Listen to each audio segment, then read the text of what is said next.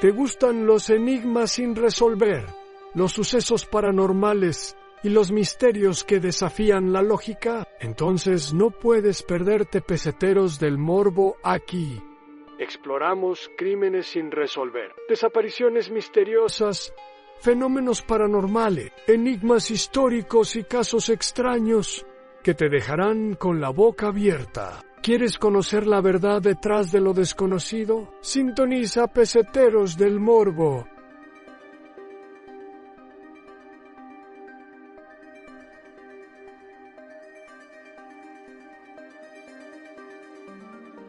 Los crímenes de Marc Dutroux contra menores de las que abusaba sexualmente y después asesinaba conmocionaron a todo el mundo y en especial a su país, Bélgica.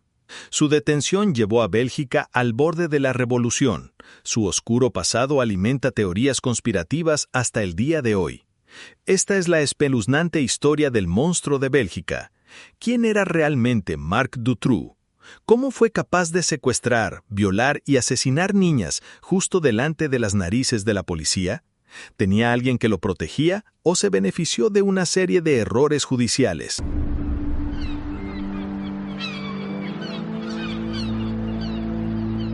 En agosto de 1995, Anne Marshall, de 17 años, y su amiga Eve Lambrecht, de 19, van de acampada con un grupo de amigos a Blankenberge, en la costa belga del Mar del Norte.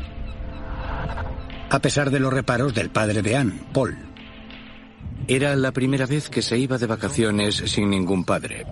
Hablamos de ello con ella y dijo: «Papá, casi tengo 18». Y después mi mujer dijo: «Bueno, en algún momento tendremos que dejarla ir». Durante las vacaciones, Anne y Eve asistieron a un espectáculo de hipnosis.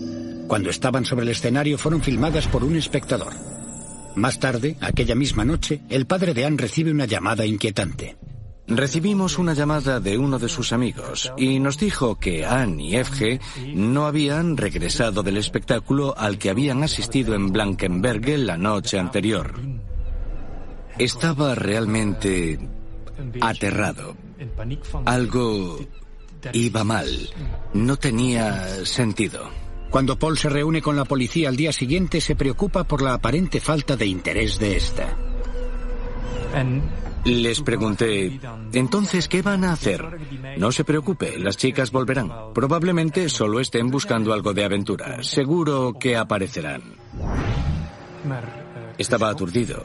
Siempre había creído que la policía estaba ahí para asegurarse de que todo iba bien, de que todo funciona con seguridad.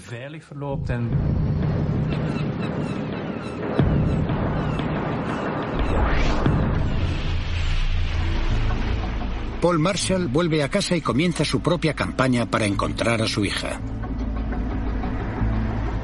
No habían hecho carteles ni habían empezado la búsqueda, lo hicimos nosotros mismos. No es el único padre buscando a una niña desaparecida ese verano en Bélgica. Solo 8 semanas antes de la desaparición de Anne y Eve, Melissa Russo y Julie Lejeune, ambas de 8 años de edad, desaparecieron de un parque cercano a sus casas en Gras-Sologne, a unos 150 kilómetros al sur de Blankenberge. La policía había hecho pocos progresos en su localización. El periodista Douglas de Koning ha escrito sobre el impacto de las niñas desaparecidas a lo largo de los 90. Ocurría con tanta frecuencia que desaparecieran niñas que parecía algún tipo de fenómeno con el que empezábamos a convivir. Todos los veranos desaparecía alguna niña. Niñas que desaparecían de un día para otro sin dejar ni rastro. Algunos políticos, como Vincent de Crolly, también empiezan a preocuparse. La desaparición de una niña era considerado por las autoridades penales como un problema ordinario y recibía el tratamiento de un robo ordinario. El protocolo dominante de la policía de Bélgica era simplemente esperar 48 horas, dando prioridad a la teoría de que simplemente se habían escapado. No obstante, las primeras horas son cruciales. Los estudios reflejan que el 91% de los niños secuestrados son asesinados en las primeras 24 horas. En Bélgica, normalmente, durante las primeras horas, la policía le dice a los padres: «Gracias, hemos tomado nota de la denuncia por desaparición, pero por favor, vuelvan dentro de unas horas o de unos días». Han pasado 6 meses y las niñas no han aparecido. Parece que la policía no tiene pistas ni indicios de si están vivas o muertas. Los padres desesperados continúan con sus campañas, pero lentamente la esperanza se va desvaneciendo. Solo a finales de febrero del año siguiente, solo en aquel momento, empecé a considerar que quizá estábamos buscando a niñas muertas. Con 4 niñas desaparecidas sin dejar rastro, ¿están otras niñas en peligro? Algunas están siendo acechadas. Pronto, más niñas desaparecerán.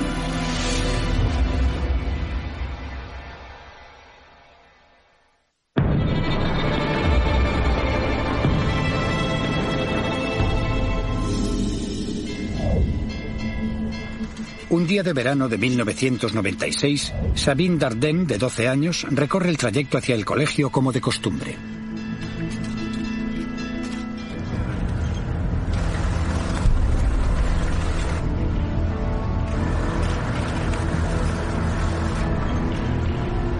Ya estás.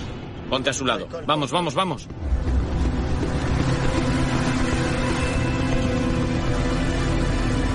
La cojo.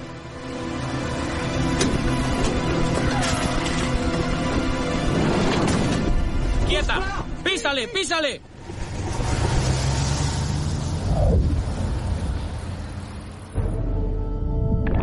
Cuando Sabine desaparece, se convierte en el último caso destacado de niñas desaparecidas de aquel año. En respuesta a la creciente preocupación, las autoridades crean la unidad de personas desaparecidas para coordinar las distintas investigaciones. Entre los investigadores se encuentra Albert Prim. No teníamos ninguna pista relacionada con algún criminal conocido. Investigamos tantas pistas como pudimos, pero ninguna ofreció resultados. No era posible pensar que solo una persona podía ser culpable de todas las desapariciones. Aquello era completamente impensable, al menos en aquel momento. Pasaron 10 semanas y la desaparición de Sabine se desvanece de los titulares. Más tarde, cuando los investigadores aún luchan por encontrar alguna pista fiable, otra niña se convierte en objetivo. Leticia Deleuze, de 14 años de edad, vuelve a casa desde la piscina local de Bertrix, al sur de Bélgica. Es secuestrada a plena luz del día.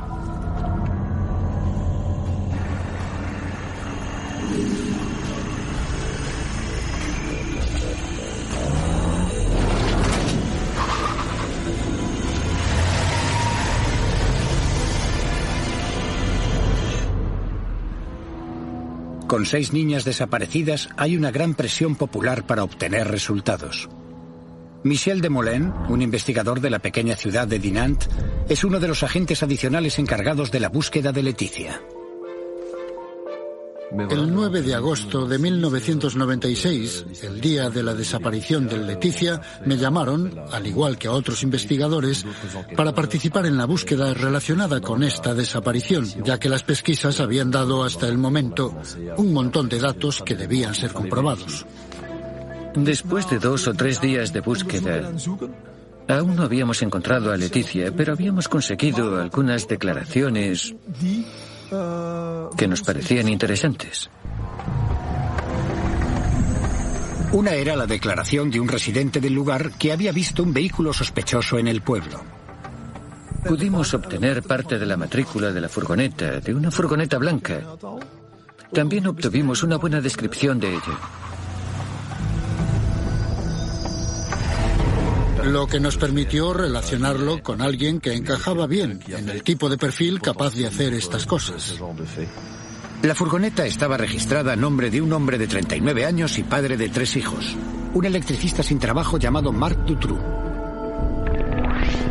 Desmoulins detuvo a Dutroux para interrogarlo, así como a su mujer, Michelle Martin, y a su socio, Michel Lelièvre.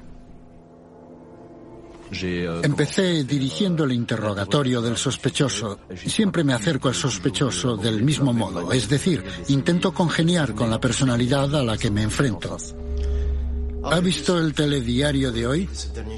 No sé lo que pasa en Bélgica. No tengo televisión. ¿Conoce a alguna persona que se llame Leticia? No. ¿Alguna vez fue a Bertrix? No lo sé. Leticia lleva 6 días desaparecida. Estadísticamente, sus oportunidades de sobrevivir son escasas. Dado que Dutroux no colabora, Desmoulins y su equipo se centran en los otros 2 sospechosos bajo custodia. Michel Lelièvre, que ha estado dando tumbos por la vida y es heroinómano, ha estado ayudando a Marc Dutroux y se derrumba en el interrogatorio. Me dijo, la he visto. Iba en la misma dirección que la furgoneta. Cuando pusimos el coche a su lado, abrió la puerta y después la metió dentro. Ella gritó una vez. La mujer de Dutroux, Michelle Martin, también confiesa e intenta distanciarse de su marido. Me siento avergonzada por mi marido. Estoy atónita por los actos cometidos por mi marido. Conduje el vehículo hasta Marcinelle. Marc siempre estuvo detrás con la chica. La confesión de Michel Lelièvre implica que ahora el inspector Desmoulins sabe quién ha secuestrado a Leticia, pero desconoce si sigue con vida. Cuando estás buscando una víctima, esperas poder encontrarla con vida, por tanto intentas mantener una posición firme. Lo sabemos todos, señor Dutroux. Queremos que nos lleve a Marcinelle y nos muestre lo que le hicieron a Leticia. Pero no está preparado para lo que sucede después. ¿Sabes una cosa? Puedo darte 2 niñas. Detrás de mí había un cartel de la desaparición de Sabine. Por tanto, cuando me dijo, ¿y si hubiera otra con ella? Simplemente eché una mirada hacia atrás y dije, ¿quién? ¿Sabine? Y él contestó que sí. Tengo que reconocer que cuando recuerdo eso, todavía se me encoge el estómago. Armado con la importantísima información de la supuesta localización de las 2 chicas desaparecidas, los investigadores llevan rápidamente a Dutroux a una casa en Charleroi, donde él declara que estaban encerradas. La única esperanza de Desmoulins es que las niñas estuvieran aún con vida. Estaba bastante seguro de que me había dicho la verdad, pero al mismo tiempo pensaba que era casi imposible que las niñas pudieran encontrarse allí.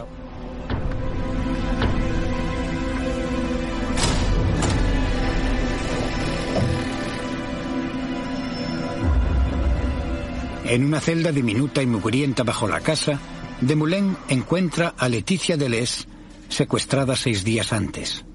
E increíblemente también a Sabine Dardenne, todavía con vida 80 días después de su desaparición. Ambas niñas están exhaustas y aterrorizadas.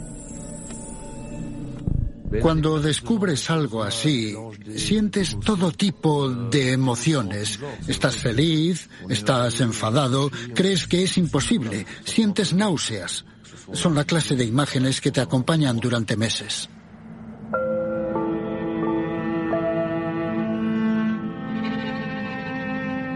Ante la atenta mirada de los medios de todo el mundo, las 2 niñas ven la luz del día por primera vez desde su secuestro.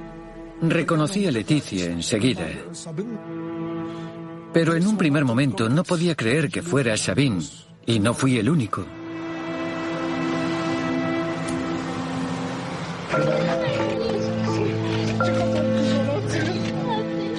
El mundo es testigo de las escenas desgarradoras de los padres reuniéndose con sus hijas a las que creían muertas.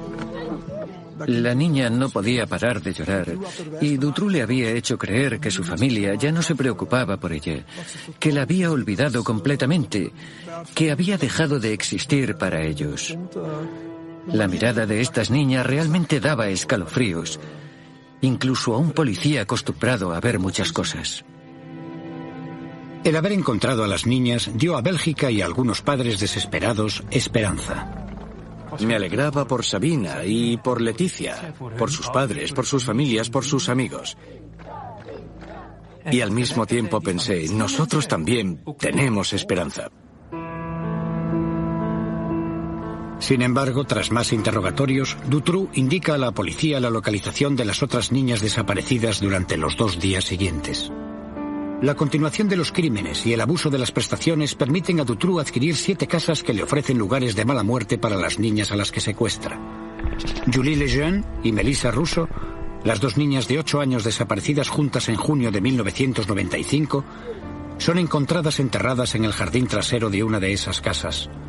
Murieron de inanición mientras él estuvo encarcelado por robo de coches. Cuando se descubrieron los cadáveres de Julie y Melissa, un terrible sentimiento de horror sacudió a todo el país.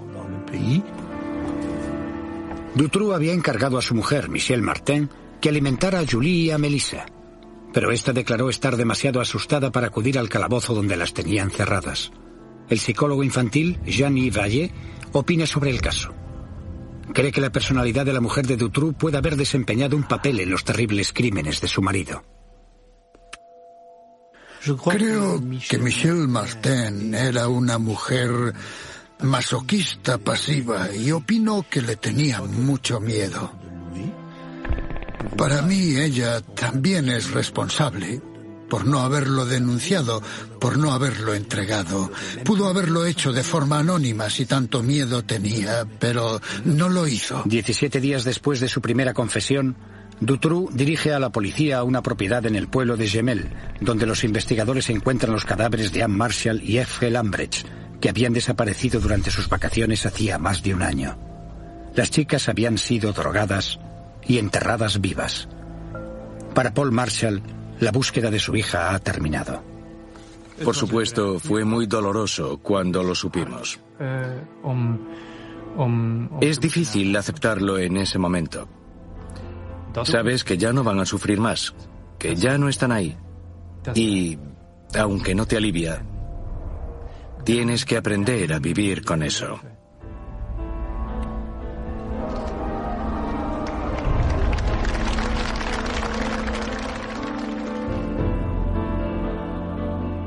Se han encontrado a las 6 chicas desaparecidas.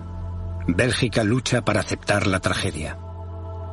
Por todo el país había mucha angustia, mucha rabia, mucha tristeza e incomprensión. El país se enfrentaba al mal, a la matanza de la inocencia. Los padres no volverían a dejar salir a sus hijos a la calle. Una vez bajo custodia, los psicólogos no consiguen evaluar la personalidad del hombre que ha confesado cometer crímenes terribles. Mis colegas que lo evaluaron lo definieron como un psicópata pervertido, pero no esencialmente un pedófilo, ya que para él las niñas no eran un objeto exclusivo de deseo, eran un objeto entre otros. Pronto se determinó que la naturaleza psicópata de Dutroux podría tener origen en una infancia turbulenta y sin amor, que lo llevó a cometer delitos menores y a vender su cuerpo a hombres mayores durante su adolescencia. Se crió en el entorno familiar típico de los psicópatas. Una madre muy dominante, un padre muy agresivo, una pareja muy egoísta. Como resultado tenemos a un joven Marc Dutroux muy egoísta. Pero para comprender completamente con quién estaban tratando, los investigadores hablan con Sabine Dardenne, quien había sobrevivido 11 semanas en las garras de Dutroux. Con su testimonio, empezaron a construir el perfil del hombre cuyos crímenes habían horrorizado al mundo.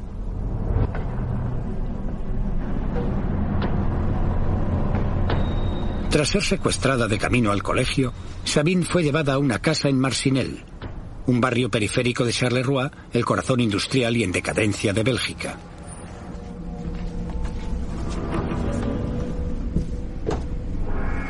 Su captor drogó a Sabine, la llevó escaleras arriba al primer piso y la encadenó a la cama. Dutroux le contó una elaborada historia que explicaba por qué había sido raptada. Él le explicó que había sido raptada para pedir un rescate, pero sus padres se habían negado a pagar el rescate y las personas que le habían encargado secuestrarla le habían dado la orden de ejecutarla. pero dado que él era muy bueno, había decidido protegerla.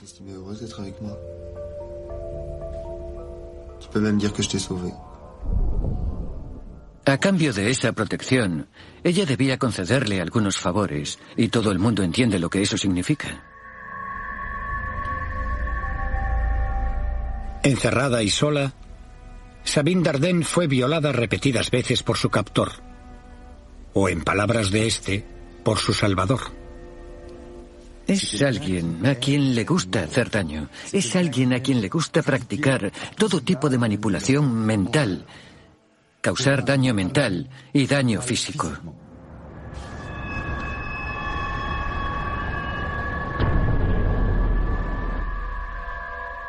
Mientras pasan las semanas, Sabine es llevada a una celda construida ex professo, de 1 metro de ancho y 3 de largo.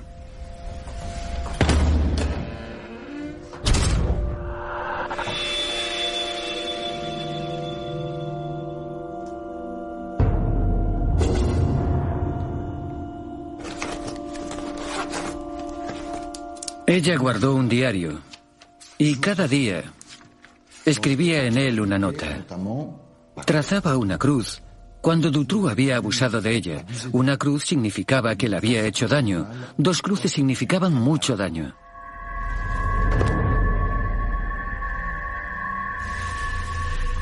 El captor de Sabine le permitía escribir cartas y le prometía que se las enviaría a sus padres. Prometo ser menos egoísta y hacer mis tareas, ayudar más, tener mejor carácter. Estoy segura de que veréis que he cambiado.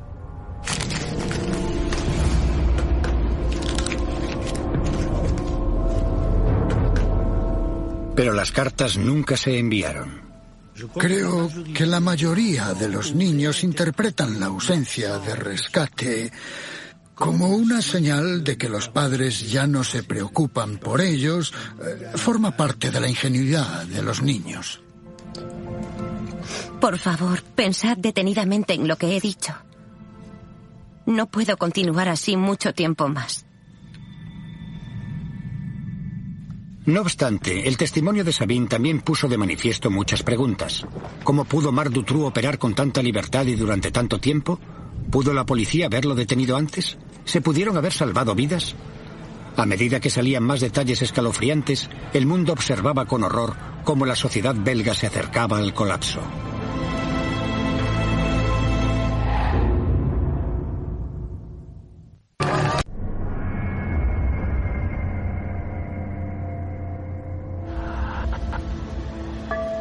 En agosto de 1996, Sabine Dardenne, de 12 años de edad, y Leticia Deleuze, de 14 años, fueron rescatadas del sótano situado bajo una casa en ruinas al sur de Bélgica. Leticia había estado encerrada 6 días y Sabine 79. Pero aunque ellas sobrevivieron, 4 chicas habían perecido en manos de su captor, Marc Dutroux. Durante los meses siguientes salen a la luz una serie de revelaciones devastadoras sobre el pasado de Dutroux y su relación con las autoridades del país. Los belgas caen horrorizados en la cuenta de que la policía lo podía haber detenido mucho tiempo antes, salvando posiblemente las vidas de las otras 4 niñas. El nombre de Marc Dutroux estuvo bajo sospecha en menos de 2 semanas tras la desaparición de Julie y Melissa. Por tanto, la policía tenía toda la información con la que podía soñar. Las condiciones para arrestar a Marc Dutroux se dieron muchos meses antes de su arresto. Los secuestros que siguieron a la desaparición de Julie y de Melissa podrían haberse evitado. Estamos completamente seguros de que Dutroux podría haber sido arrestado. La información sale a la luz. En 1989, 6 años antes de la desaparición de Julie Lejeune y Melissa Russo, Dutroux y su mujer fueron condenados por el secuestro y violación de 5 niñas. Dutroux salió en libertad en 3 años pese a ser una condena de 13 años de prisión. Era completamente previsible que este hombre sufriría una recaída. Era una bomba de relojería, una poderosa bomba de relojería. Desde su puesta en libertad en 1992, estuvo enviando señales luminosas. Un informador de la policía declaró que Dutroux le había pedido ayuda para secuestrar a una niña. Incluso la propia madre de Dutroux dio el chivatazo a la policía de que era posible que su hijo escondiera a niñas en su casa.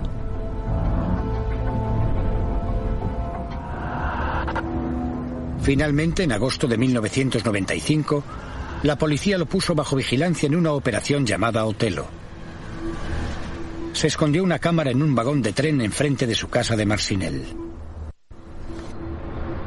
Esta cámara estaba enfrente de la casa la noche en que Anne y Evge fueron raptadas. El problema fue que Dutroux escogió llevar a cabo los secuestros durante la noche y la policía había apagado la cámara a las 6 de la tarde. Después de eso nos dijeron que, por motivos de operatividad, la cámara solo se encendía de 8 de la mañana a 6 de la tarde, más o menos. Esto es muy inteligente si quieres coger a un pedófilo que secuestra a niñas.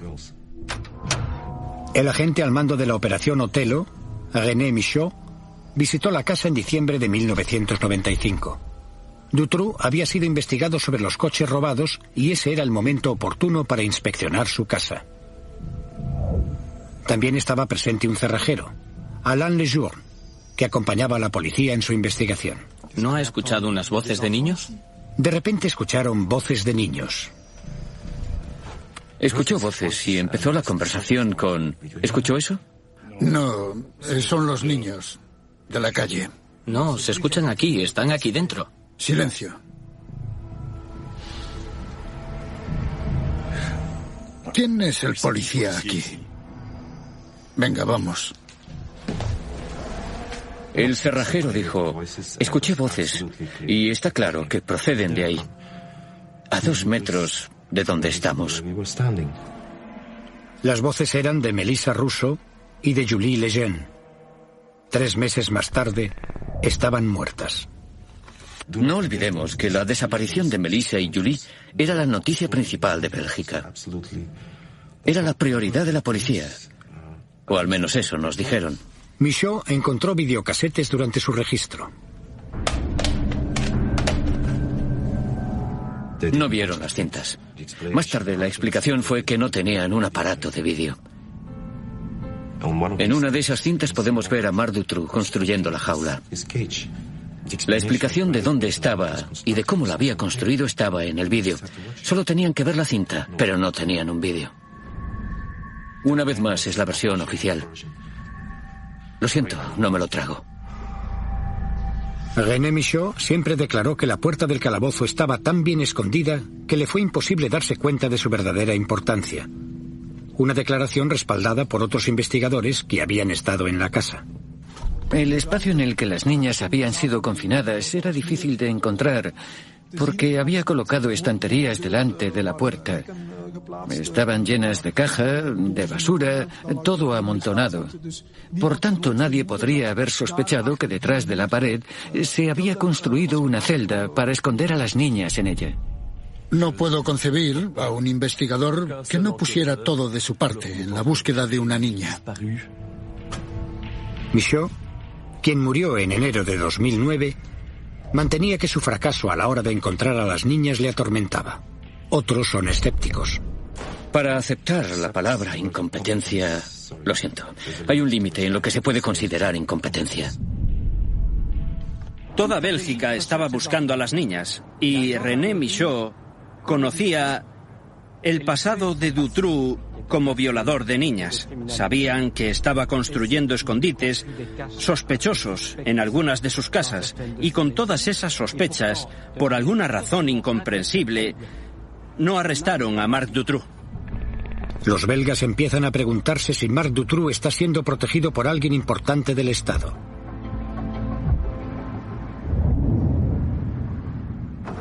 Mientras se encuentra bajo custodia, el propio Dutroux aviva las llamas de la conspiración con una declaración controvertida que cambiará para siempre la percepción global del caso. Expone que forma parte de una red nacional de pedofilia cuyos tentáculos se alargan hasta lo más alto de la sociedad belga. La preparación del caso contra Dutroux se le asigna al juez de instrucción Jean-Marc Connerot. Este está decidido a encontrar la verdad. Connerot arresta a los socios de Dutroux. Uno de ellos es Michel Nihoul, un bien relacionado hombre de negocios bruselés y dueño de un pub. Forma parte de las orgías de Bruselas de principios de los 80. Es la clase de tipo que cuenta historias sobre cintas que le permitieron extorsionar a un ministro que estaba involucrado en algún tipo de crimen. En una primera apelación pública aparecen 11 víctimas anteriores de Dutroux. Se les conoce como las testigos X, y a cada una se le da un nombre en clave. Regina Louf es X1. Lo vi en la televisión y a toda esa gente gritándole. Fue una experiencia muy extraña para mí.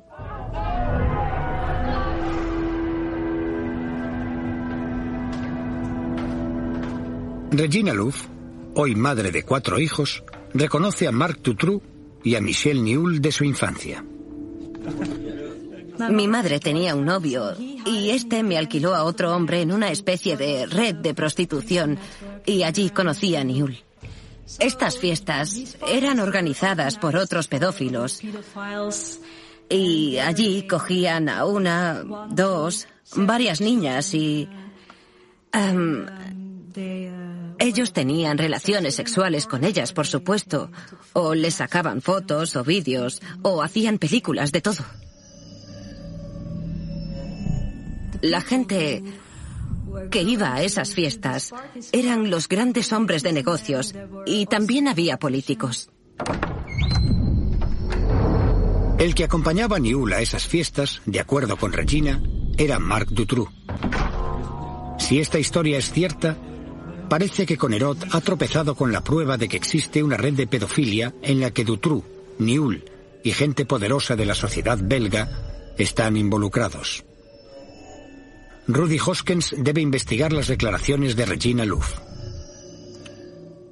Habló de mucha gente, gente importante de Bélgica. Podía ser gente de la política, grandes empresarios, gente de ese tipo, también policías. Es difícil decir cuál fue la primera impresión. Era una mujer joven, con algunos problemas mentales, a decir verdad. Son escépticos. Creo que es lógico. Pero lo único que les pedí fue que hicieran su trabajo y buscaran pistas. Después, Regina Louf proporcionó multitud de detalles sobre el asesinato sin resolver de Christina Van Ges, de 15 años, cuyo cadáver fue encontrado en una granja abandonada a las afueras de Bruselas en 1994. Encontramos pruebas en el expediente del asesinato sobre la autopsia que corroboraban su historia. La forma en que la ataron, con las manos en la espalda y todas las cosas que le hicieron a la víctima. Y había algunos aspectos de los que ella habló que no habían estado a disposición pública sobre el asesinato y que ella nos dijo. La información que dio Regina Louf sobre el asesinato de Van Ges persuadió a Hoskins de que quizá había algo de verdad en el resto de la declaración. Si existe solo el 10 o el 20%, para mí está claro que merece la pena investigarlo. Pero las implicaciones de este testimonio también están claras. Una red de pedofilia de clientes ricos y criminales protegidos por las autoridades. Si ella tiene razón sobre el crimen, el móvil y el modo en el que se cometió, existe un gran peligro. Ella debía estar en lo cierto acerca del sospechoso. Creo que la gente de cierto nivel tenía miedo de eso.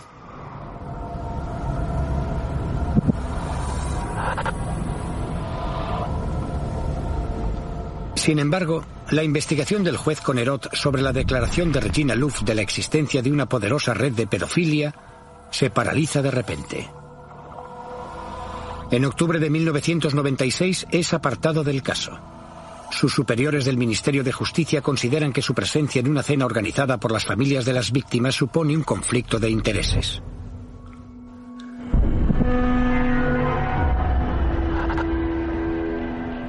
Rudy Hoskins y el equipo que trabaja con las testigos X son convocados por el Departamento de Justicia. En aquella reunión se nos dijo, desde hoy detienen sus investigaciones. Y eso fue todo. Estábamos yendo demasiado lejos para alguna gente. No me preguntes quién, no tengo ni idea, ni por qué, tampoco lo sé. Todavía me hago las mismas preguntas. Debimos tocar algo que no debía salir a la luz. La destitución de Connerot tiene un efecto devastador en la confianza de la opinión pública en la investigación contra Dutroux. Llevo 15 años cubriendo las investigaciones criminales de este país. Puedo dar cientos de nombres de jueces que han cenado con las víctimas, con los abogados de los principales sospechosos. Eso sucede todo el tiempo. Siempre creí en Connerot. En mi opinión, aquello apestaba y todavía apesta. Cientos de miles de belgas están de acuerdo. El 20 de octubre de 1996, el escándalo nacional termina en una gigantesca marcha organizada por las familias de las víctimas de Dutroux. Había un sentimiento de incredulidad, de sublevación. El sentimiento de que aquello no podía continuar así. 300.000 personas se manifestaron en Bruselas. Los trabajadores de todo el país se pusieron en huelga y los bomberos dirigieron sus mangueras a los edificios del gobierno para limpiar simbólicamente la corrupción oficial. Bélgica estaba al borde de la revolución.